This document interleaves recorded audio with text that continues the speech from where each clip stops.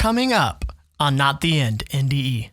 There was a tremendous amount of love. Before this, I thought the existence of God was a nice theory. I kind of wanted to believe it. But after this, I thought, there's no doubt that there's a creator who cares about us, who loves us, and that this experience was part of that expression.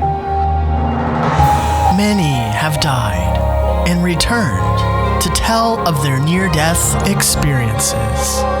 Their incredible stories reveal to the living that this is not the end.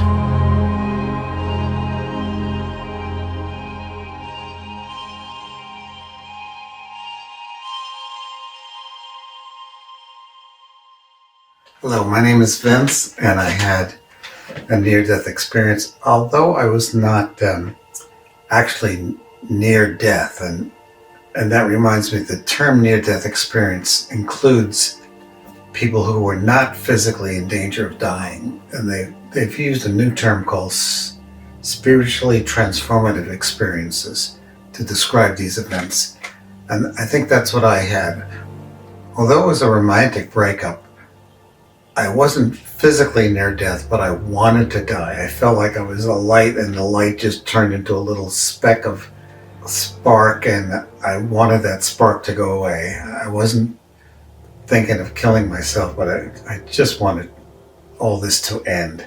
Anyway, it was a romantic breakup. We had been going for a few years, and suddenly she left me, and it was devastating. And we came back to talk to each other one day. It was a Monday.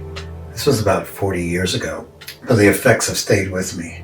And I knew that it was over. Now, I lived in an apartment at that time on the second floor, and there was a lamppost right outside my window. And I was crying like a baby, pacing back and forth in my room, and tears coming down. And the light from the lamppost outside, I looked at it, and when your eyes are filled with tears, you see, instead of the light, you see these streaks, the streaks of light. And one of these streaks became a solid beam and entered into my chest. This is the first paranormal part of this. And I looked down, and my body wasn't there. All I could see was an outline, a gray outline of my body, and this beam of light on my chest, and my heart was there, and that was beating. And I thought, oh my goodness, something funny is happening here. And at the same time, I saw these red orbs of light, 3 of them, about the size of a softball, and they came into my room, came through the window into my room, hovering around, and I could tell they were intelligent. They had some personality to them. Later on, I thought, these are probably angels, because they said to me, "We have something to show you." And after that, I received a series of very vivid, real-life visions. They weren't dreams or hallucinations. They were just visions that were as real as everyday things. The first one was, I see this tree, the trunk, the bottom of a tree, and all around it are these tiny white lights surrounding the tree, and I felt like they were souls, and they were all equal, and they had come to witness what was going on with me. And I don't know what they were or who they were, but I knew they were souls, and they were watching this. And again, this sense of equality. Besides the equality experience, there was a tremendous amount of love. Before this, I thought the existence of God was a nice theory. I kind of wanted to believe it. But after this, I thought, there's no doubt that there's a creator who cares about us, who loves us, and that this experience was part of that expression. So after that, like, one of the things that happened to me was I could see myself sitting on a chair. It was a 4-legged chair, but one of the legs had a small block of wood underneath, so I could rock in the chair and have 2 different stable positions. And I see a vision of a foot kicking that block out, and now I'm stable. Now I'm on solid ground. That was one of the first visions.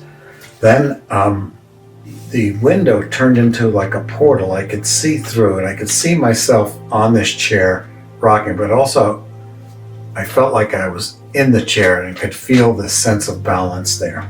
The next thing, I'm floating up into the atmosphere, and I'm traveling somewhere, and I come to the pyramids in Giza in Africa, and I can see the pyramids just like you'd see normal everyday life, but on top of the pyramid came down an identical pyramid, only this one was made of blue light, and it was slowly rotating, and the blue pyramid was about to touch the stone pyramid, and just before it touched, it disappeared.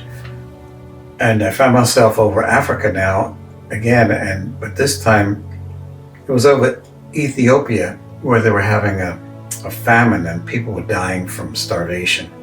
And they zoomed down, I go through the ceiling of this thatched roof, and inside the little hut was a emaciated black woman with the skin just stretched across her skull, and I knew she was dying.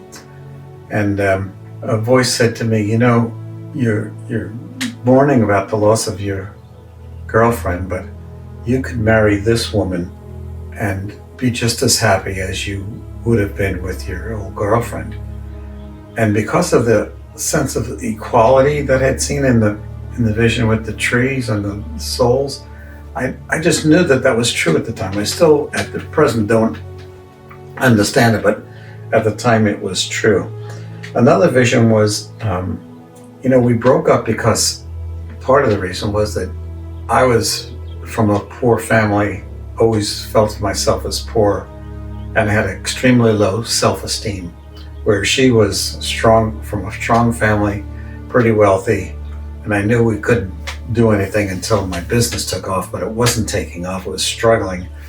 And I thought, I'm gonna buy a suit so I can join the Chamber of Commerce and meet other businessmen, and the suit would make me pass as a real businessman, whereas my self-esteem was so low I wasn't sure about that. Anyway, again, a voice said to me, I understand you want to get a suit, and that's appropriate because you're a businessman, but if you can't afford a suit, then wear whatever you have, including rags, but hold your head up high because you're my son and I love you. You have no idea what the impact of those words were. I always thought of myself as a poor boy, and now I realize I'm equal with everybody. No one's better than me or worse than me. That we're all equal souls. And so I knew after that, and this had an after effect. After that, everyone was equal. I could as easily talk to a bum on the street as a chief executive officer of a company. They're all equal to me.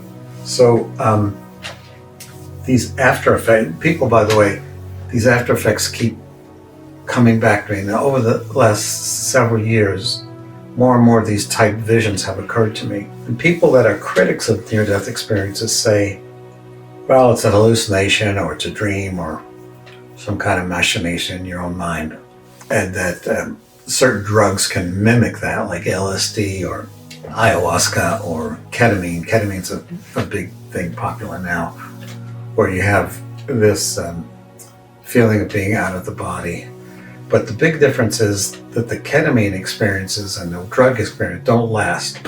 Real near-death experiences continue with you and change your life tremendously after that. So I've had many such visions after that. Like one of them, this was several years later, I'm going to a gas station. And the gas stations are usually greasy and ugly, but this one was different. It just looked clean, and outside in the front, maybe 20 or 30 pots of beautiful flowers. And I'm going into the gas station to pay the bill, and as I'm going in, the owner comes out, and I look down, and these flowers, a big blue flash of light, a streak of light covered the flowers, and I don't know what possessed me, but I looked at the gas station owner and I said, there's a spirit here, isn't there? He says, yes, that's my wife. She's been visiting me here at the gas station.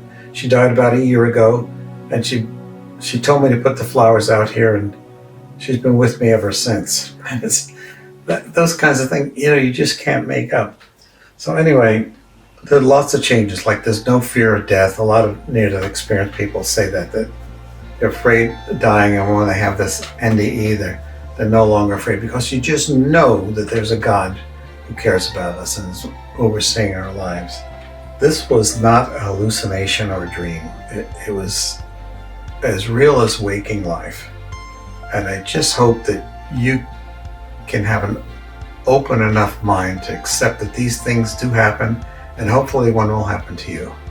Again, thanks for listening to my experience. I want to thank Phil Larson for making it possible.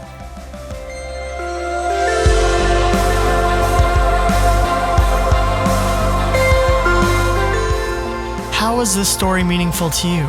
If you're watching on YouTube, tell us in the comments. If you're listening to the podcast, leave a review and tell us there. If you or someone you know have a similar kind of story, please also leave that in the comments or send us a message at our website. Maybe we'll feature you. Visit nottheendnde.com. Be blessed and a blessing, my friends.